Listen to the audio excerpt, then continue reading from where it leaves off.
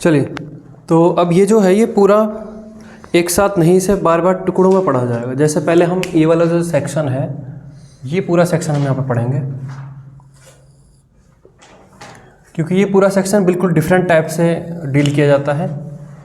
इस सेक्शन के बाद फिर हम स्टीरियो आइसोमेरिज्म के अंदर ये वाला सेक्शन पढ़ेंगे, ये जो इतना दिख रहा है, ठीक है। उसके बाद फिर हम ऑप्टिकल आइसोमेरिज्म वाला ये वाला सेक्शन पढ़ेंगे जो ये दिख रहा है ये, और फिर हम पढ़ेंगे ये वाला। मतलब बेसिकली ये 4 सेक्शन में पढ़ा जाएगा, ठीक। तो चलिए पहले इसको पढ़ते हैं। स्ट्रक्चरल आइसोमेरिज्म पहले हम जानेंगे स्ट्रक्चरल आइसोमेरिज्म क्या है, और फिर स्ट्रक्चरल आइसोमेरिज्म के अंदर ये फिर जो सारी की सारी आइसोमेरिज्म है इनको जानेंगे। तो हेडिंग डालिए structural isomerism.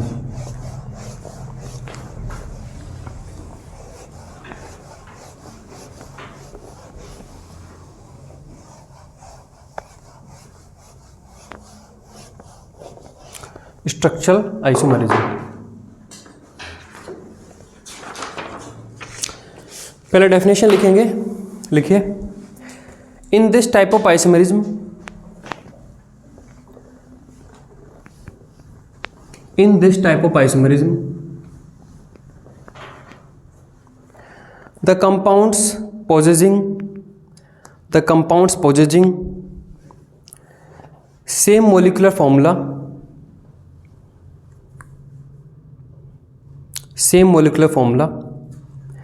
but differ in their properties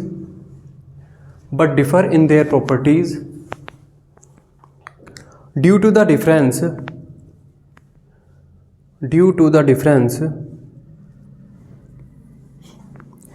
in the linkage of atoms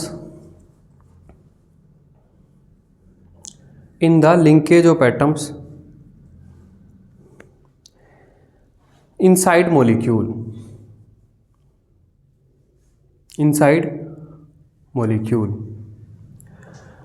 that is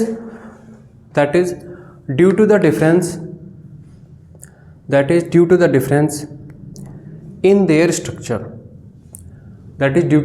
in their structure, full stop. It is also known as constitutional isomerism.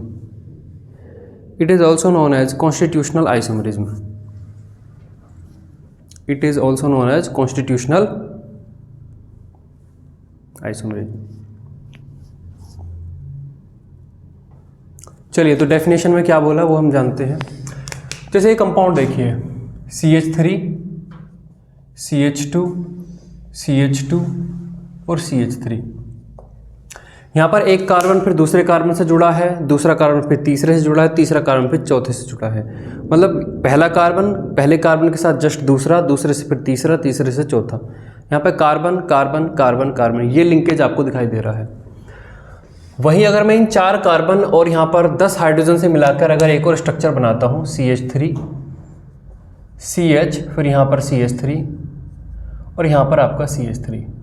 तो यहाँ पर अगर आप देखें तो पहला कार्बन है, पहले कार्बन से दूसरा कार्बन जुड़ा है, फिर दूसरा कार्बन तीसरे से नहीं, दूसरा कार्बन फिर 2 कार्बन से जुड़ा है, तीसरे से और चौथे से।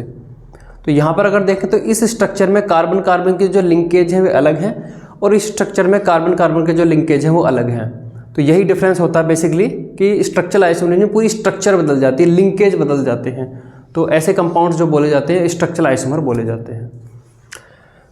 तो पहले टाइप की हम उस पर चलते हैं। पहला केस यहाँ पर है चैन आइसोमेरिज्म।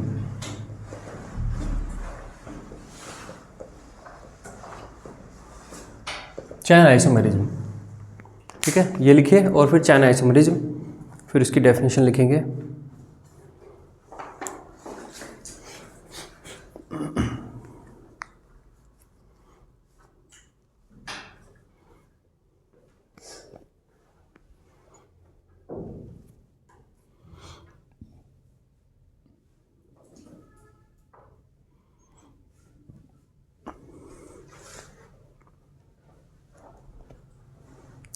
चैन आइसोमेरिज्म लिखिए, in this type of isomerism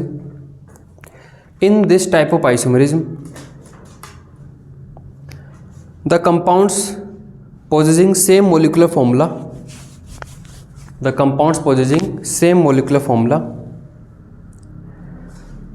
but differ in their properties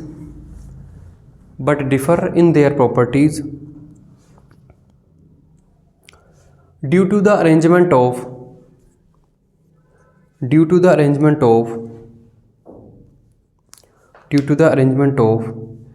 longest possible carbon chain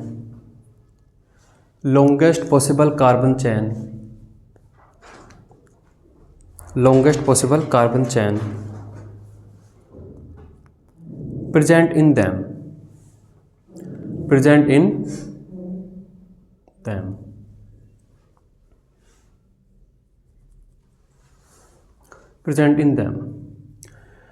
चलिए समझते हैं इसको। देखिए जैसे आपका है यहाँ पर C5H12, 5 कार्बन है इसमें और 12 हाइड्रोजन है। तो आप एक स्ट्रक्चर क्या बना सकते हो? आप एक स्ट्रक्चर बना सकते हो CH3 CH2 CH2 CH2 और CH3। कार्बन से होते हुए आपके पास एक जो लॉन्गेस्ट चेन है वो कितने कार्बन की यहाँ पर आ रही है? 5 कार्बन की एक चेन है। एक दूसरी स्ट्रक्चर बनाते हैं CH3 CH, एक CH3 इधर लगा देते हैं, CH2 और CH3। कार्बन से होते हुए जो लॉन्गेस्ट एक चेन हमें मिल पा रही है वो कितने कार्बन की है? 4 कार्बन की है। वहीं एक और बना सकते हैं CH3 C, यहाँ पर CH3 CH3 और यहाँ पर CH3। कार्बन से होते हुए जो लॉन्गेस्ट हमें एक चेन मिल पाएगी वो कितने कार्बन की है?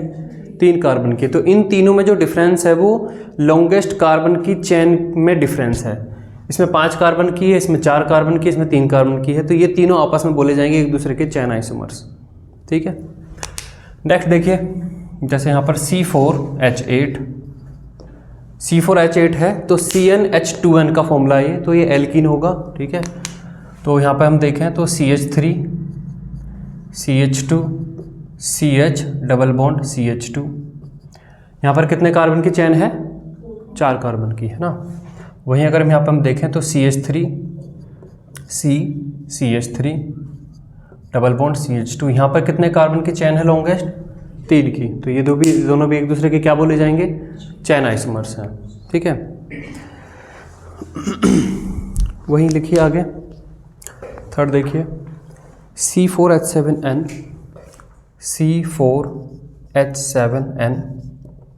तो यहाँ पर देखिए CH3 CH2 CH2 और Cn नाइट्राइल ग्रुप है ये, है ना, या साइनाइड ग्रुप इसे बोल देते हैं। एल्काइल साइनाइड है ये या एल्काइल नाइट्राइल है।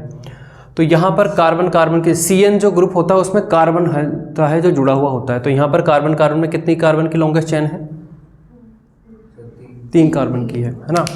वहीं अगर हम यहाँ पर देखें CH3 CH2 CH, यहाँ पर Cn और यहाँ पर आपका ये CH3। अब यहाँ पर कितने कार्बन की चेन है? हाँ, एक मिनट, थोड़ा चेंज करना पड़ेगा। कार्बन एक ज़्यादा ले लिया ना हमने।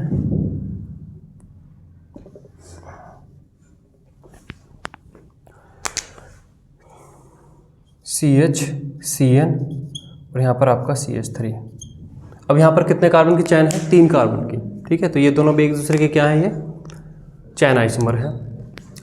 वहीं एक केस और यहाँ पर बनता है। मान लीजिए यहाँ पर मैं एक स्ट्रक्चर बनाता हूँ CH3 CH2 CH2 CH CH2 CH2 CH3 CH2 CH2 CH3। एक स्ट्रक्चर तो ये है और एक दूसरी structure CH3 CH2 CH2 CH CH CH3 और CH3 CH2 CH2 और CH3। अगर कोई आपसे इन दोनों कंपाउंड से पूछे कि ये दोनों में कौन सी टाइप की आइसोमेरिज्म है तो क्या बताओगे? इन दोनों कंपाउंड्स को देखो।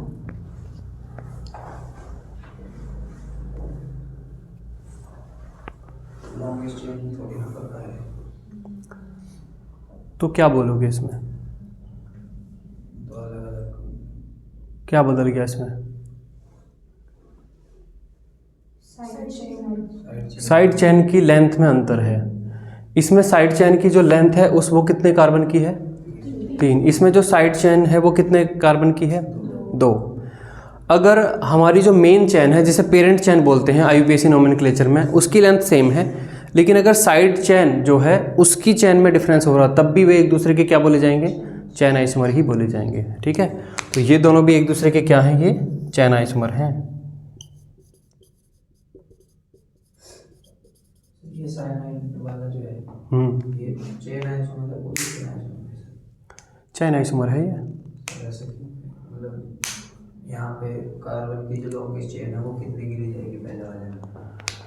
पहले वाले में जो चेन है वो चेन यहाँ से स्टार्ट होगी। जो वे ऐसे ग्रुप जिनमें खुद कार्बन होता है उनमें कार्बन 1 उन ग्रुप के कार्बन से शुरू होता है। तो 1 लिया जाएगा, 2 लिया जाएगा, 3 लिया जाएगा और 4 लिया जाएगा। जब इसमें लोगे तब कार्बन की जो नंबरिंग है वो 1 2 3 ऐसा नहीं होएगी, यहीं से ही शुरू होएगी। तो 1 और 2 और 3 कार्बन का सिस्टम बनाता है ये। ठीक है, यहाँ पर एक कन्फ्यूजन होता है, इस चीज़ को हम आगे पढ़ेंगे जब हम पढ़ लेंगे पोजीशन आइसोमरिज्म। जब हम पोजीशन पढ़ लेंगे तब हम 2-3 क्वेश्चन ऐसे पढ़ेंगे जहाँ पर आपको 2 टाइप की आइसोमरिज्म में कन्फ्यूजन होगा कि ये चेन है या पोजीशन है, तब ये आप वापस से आपको क्लियर होगा। ये आपको ऐसा भी तो लग सकता है ना, कई बार इसे क्या करते हैं, इस वाले क्वेश्चन को क्या करते हैं बच्चे कि यहाँ पर ये CH3 CH2 CH2 और इसे यहाँ पर नीचे करके लगा लिया CN। यहाँ पर ये CH3 CH CN और यहाँ पर CH3।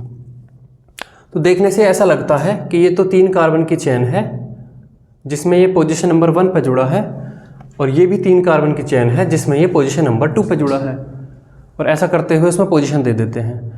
लेकिन यहाँ पर जो चेन है ये 3 की नहीं है, ये 4 की है। यहाँ से स्टार्ट होकर यहाँ पे जाती है।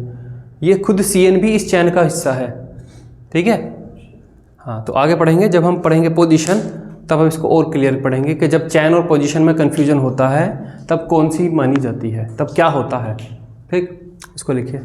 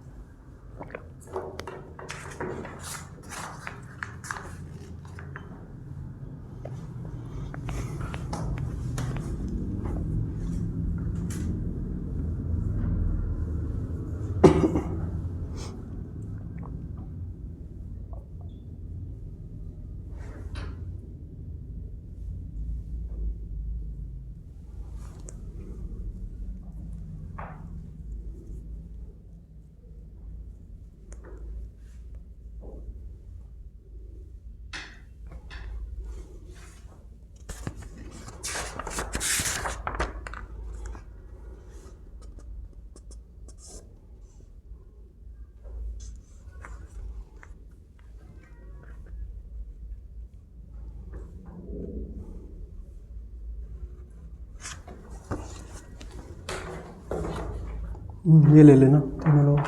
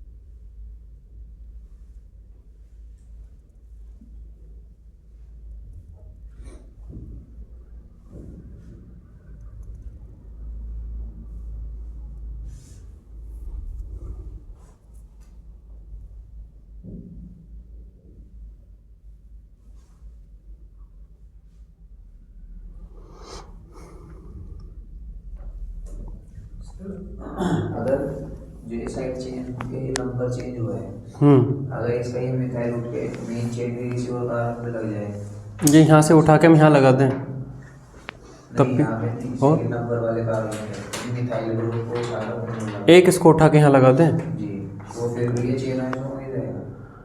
हाँ तब भी ये चैन ही बोला जाए, क्योंकि मेन चैन तो आपकी सेम है। अब यहाँ पर ये अब बदल गए हैं।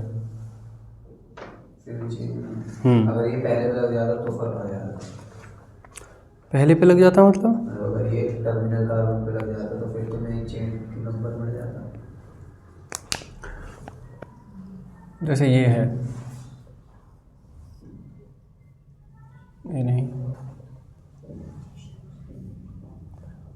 1 2 और ये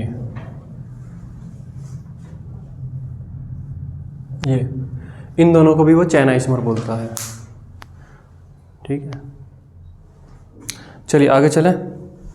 नेक्स्ट लिखिए पोजीशन आइसोमरिज्म। नेक्स्ट हेडिंग डालिए position isomerism.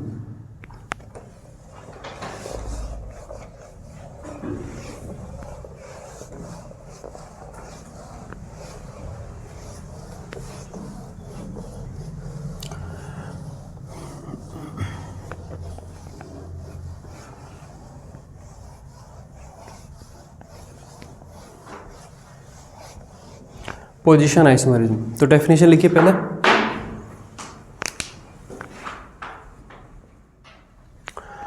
In this type of isomerism,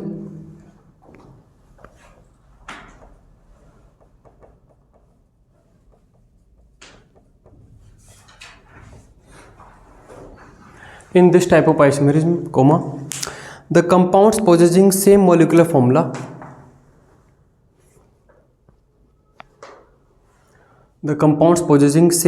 formula but differ in their properties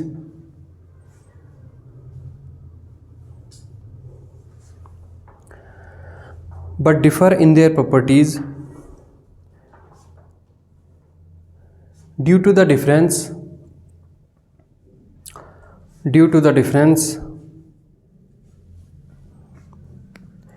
in the position of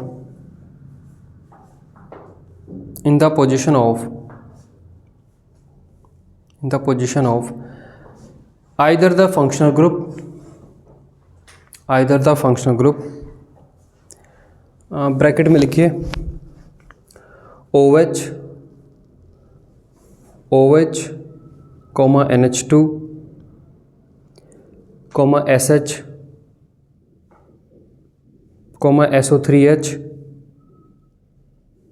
SO3H bracket close, और सब्स्टिट्यूएंट ब्रैकेट में लिखिए NO2 X कैपिटल X का मतलब halogens bracket close, और multiple bond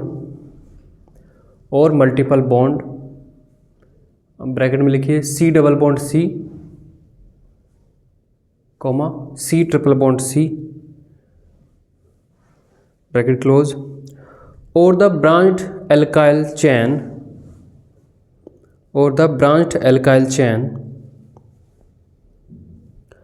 attached to the main carbon chain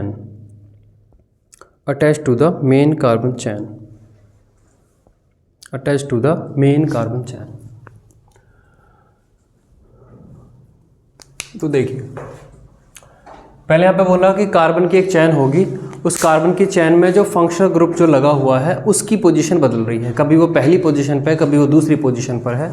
तो देखिए CH2 और CH3, यहाँ पर हमने एक ग्रुप लगाया हुआ है OH एल्कोहल ग्रुप लगाया हुआ है। तो अगर हम नंबरिंग के हिसाब से देखें तो ये 1 2 3 और 4, ये इस चार कार्बन की चैन में पोजीशन नंबर 1 पे लगा हुआ है। वहीं अगर हम यहाँ पर CH2 CH3 CH OH CH2 CH3, तो ये मेन कार्बन की चेन में कितने पर लगा हुआ है, कौन सी पोजीशन पर लगा हुआ है, 2 पोजीशन पे लगा हुआ है। तो इन दोनों में जो डिफरेंस है वो केवल जो फंक्शनल ग्रुप है उसकी पोजीशन में डिफरेंस है। तो ये दोनों एक दूसरे के क्या है, पोजीशन आइसोमर है। उसी तरीके से देखिए CH3, CH2, CH, CH3, CH2 और CH3। एक कितने कार्बन की चेन है ये, 5 कार्बन की चेन है। तो 1 2 3 4 एंड 5। तो एक एल्काइल ग्रुप जो है वो एज ए सब्स्टिट्यूएंट है जो कौन सी पोजीशन पर लगा हुआ है, 3rd पोजीशन पर लगा हुआ है। वहीं अगर मैं एक दूसरा बनाता हूँ CH3, CH, CH3, CH2, CH2, CH3, अभी भी ये कितने कार्बन की लॉन्गेस्ट चेन है, 5, जिसमें कि ये जो CH3 है ये कौन से पोजीशन पर लगा हुआ है, हाँ, तो ये पोजीशन नंबर 2 पर लगा हुआ है। तो ये दोनों एक दूसरे के क्या बोले जाएंगे, पोजीशन आइसोमर्स बोले जाएंगे। आगे देखिए CH2 double bond CH, CH2 और यहाँ पर CH3। ये कितने कार्बन की चेन है, 4 कार्बन की चेन है, जहाँ पर नंबरिंग हम डबल बॉन्ड की साइड से करेंगे। तो 1 2 3 और 4। डबल बॉन्ड का जो नंबर है वो क्या बोला जाएगा, 1 या 2, 1 बोला जाएगा। डबल बॉन्ड हमेशा 2 कार्बन के बीच में होगा, जो स्मॉलेस्ट नंबर है वो उसका नंबर बोला जाएगा। तो डबल बॉन्ड कार्बन 1 पे बोला जाए, पोजीशन 1 पर। वहीं अगर मैं दूसरा बनाता हूँ CH3, CH double bond CH और CH3, 4 कार्बन की चेन है, 1 2 3 4। तो कार्बन डबल बॉन्ड कार्बन की जो पोजीशन अब क्या हो गई है, 2nd हो गई है। तो ये दोनों एक दूसरे की क्या है, पोजीशन आइसोमर्स हैं। ठीक है, और कोई बचा, हाँ ठीक है, ये बच्चे हैं। जैसे यहाँ पे देखिए बेंजीन है, यहाँ पर मैंने एक OH लगा दिया है, तो यहाँ पर इसे एक मैं पोजीशन 1 कह देता हूँ। यहाँ पर मैंने एक OH और लगा दिया है, तो इसी अब ये पोजीशन 2 हो जाएगी। तो बेंजीन पर 2 OH ग्रुप लगे हैं जिनकी पोजीशन 1, 2 है। वहीं अगर मैं यहाँ पर क्या करता हूँ, एक OH है जिसे मैं यहीं पे लगा रहने देता हूँ, पोजीशन 1, और एक को मैं लगा देता हूँ यहाँ पर। तो ऑब्वियस है कि ये 2 है, ये 3 है। अब इनकी पोजीशन क्या होगी, 1, 3 हो गई। ठीक है, इसमें पोजीशन 1, 2 है, इसमें पोजीशन 1, 3 है। तो ये दोनों भी एक दूसरे के क्या बोले जाएंगे, पोजीशन आइसोमर्स। ठीक है, लिखिए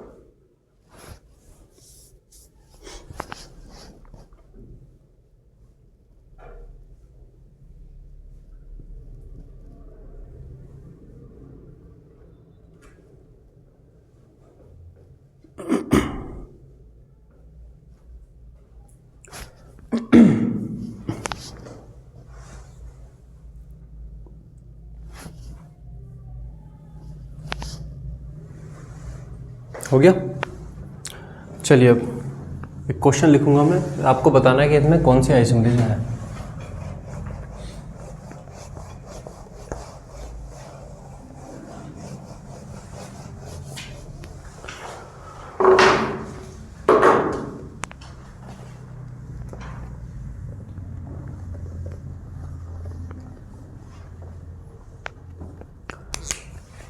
देखिए CH3 CH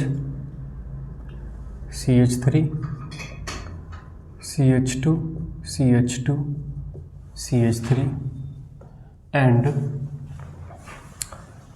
CH2 CH3 CH2 CH2 CH2 और CH3। बताइए इन दोनों में कौन सी आइसोमेरिज्म है? बताओ कौन सी है तुम्हारे हिसाब से? बोलो, तुम बताओ। पोजीशन, चैन, चैन। तो कुछ लोग कह रहे हैं चैन, कुछ है पोजीशन। सही तो एक ही माना जाएगा। क्या है? चैन आइसोमेरिज्म में क्या होता है? लॉन्गेस्ट कार्बन की जो चैन है उसमें डिफरेंस होता है, और पोजीशन में लॉन्गेस्ट कार्बन की चैन तो सेम होती है, उस चैन के अंदर जो भी सब्स्टिट्यूएंट लगा है उसकी पोजीशन बदलती है। यहाँ पर लॉन्गेस्ट कार्बन की चैन कितने कार्बन की है? 5, और यहाँ पर 6, क्योंकि चैन में तो अगर मैं इसे नीचे करके लिख दूँ, मैं इसे सीधा करके यहाँ लिख देते तो तुम 6 काउंट कर लेते। अब मैंने इसे थोड़ा सा ट्रिक करके नीचे को लिख दिया तो तुम्हें लग रहा है सब्स्टिट्यूएंट है। सब्स्टिट्यूएंट थोड़ा है, तो 6 कार्बन का बन जाएगा। तो ये दोनों क्या है? This and this are chain isomers. ठीक है, दूसरा क्वेश्चन देखते हैं। CH3 CH COOH CH2 CH2 CH3 and CH2 CH2 CH COOH CH2 CH3। ये दोनों एक दूसरे के कौन से आइसोमर्स हैं? तुम बताओ। पोजीशन। ठीक है, बाद में तुम बताओ कौन सा है? चैन। तुम बताओ। पोजीशन, पोजीशन, चैन। देखा, अभी 2 आइसोमेरिज्म पढ़े हैं फिर भी कंफ्यूजन होने लगा, क्योंकि हम फंडामेंटल पर स्टिक नहीं हो रहे ना। चैन क्या बोलता है? चैन बोलता है कि कार्बन चैन की जो लेंथ है उसमें डिफरेंस होगा। पोजीशन बोलता है कि चैन तो सेम होगी लेकिन उस चैन के अंदर पोजीशन अलग हो जाएगी। आप जब इसमें चैन काउंट करोगे तो क्या ये वाली चैन काउंट करोगे या फिर ये वाली चैन काउंट करोगे? ये COH को लेते हुए काउंट की जाएगी ना। जब भी ऐसा फंक्शनल ग्रुप जुड़ा है जो कि जिसके पास खुद कार्बन है, जैसे कि COH, जैसे कि CHO, तो इनका कार्बन खुद काउंट किया जाएगा चैन में। तो यहाँ पे अगर आप देखो तो जो लॉन्गेस्ट चैन है वो 1 2 3 4 और 5, ये 5 कार्बन की चैन है। 5 कार्बन की चैन, और यहाँ पे अगर आप देखो तो 1 2 3 4, ये 4 कार्बन की चैन मानी जाएगी। तो ये दोनों एक दूसरे के क्या है? ये चैन आइसोमर है। ये आर चैन आइसोमर।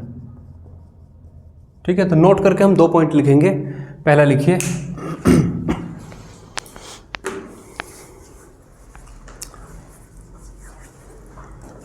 आपको कई बार कंफ्यूजन होगा कि चैन है या पोजीशन है।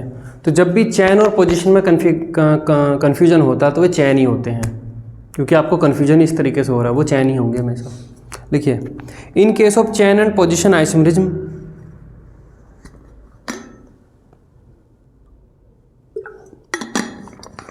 in case of chain and position isomerism comma it will always be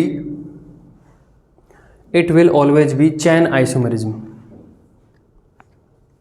It will always be chain isomerism.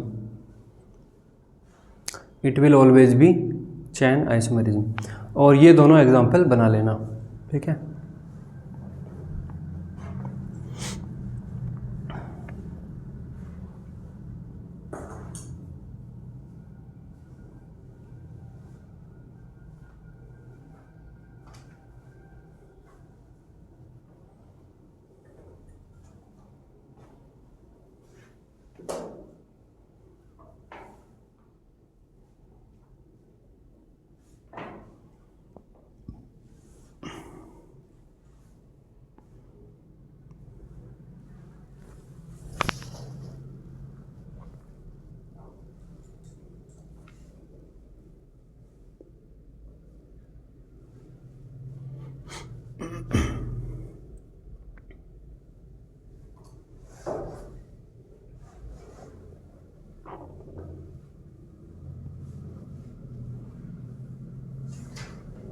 हो गया। सेकंड पॉइंट और लिखिए, जब भी आपके पास कार्बोक्सिलिक एसिड ग्रुप हो, कार्बोक्सिलिक एसिड जिसमें कि कार्बन होता है खुद फंक्शन ग्रुप, दैट मीन्स वो फंक्शन ग्रुप जिनमें खुद में कार्बन होता है, जैसे कि कार्बोक्सिलिक एसिड, जैसे कि नाइट्राइल है ना CN, जैसे कि एल्डिहाइड CHO, जैसे कि कार्बोक्सिलिक एसिड के डेरिवेटिव है ना, कार्बोक्सिलिक एसिड के डेरिवेटिव आपका COCl, C double bond OR, ठीक है, CONH2। जब भी ये ग्रुप होंगे तो कभी भी आपका पोजीशन आइसोमेरिज्म नहीं होगी। जैसे यहाँ पर हमें कन्फ्यूजन हो रहा था ना कि हम इसे एज ए फंक्शन ग्रुप मतलब इसे मान रहे थे कि सब्स्टिट्यूएंट है, और चैन इसे मान रहे थे। जब भी ऐसे फंक्शन ग्रुप जिनमें खुद कार्बन होता है तो कार्बन का नंबरिंग उनसे ही स्टार्ट होता है, मतलब उनको इंक्लूड करते हुए चैन बनती है, ना कि उनको बाईपास करते हुए। तो जब भी आपके पास COH, CHO, CN इस टाइप के ग्रुप होंगे तो चैन आइसोमेरिज्म आपकी हमेशा चैन आइसोमेरिज्म होगी, पोजीशन नहीं होगी। लिखिए aldehyde comma carboxylic acid, aldehyde comma carboxylic acid, carboxylic acid के साथ ब्रैकेट में लिख लेंगे एंड देयर डेरिवेटिव्स,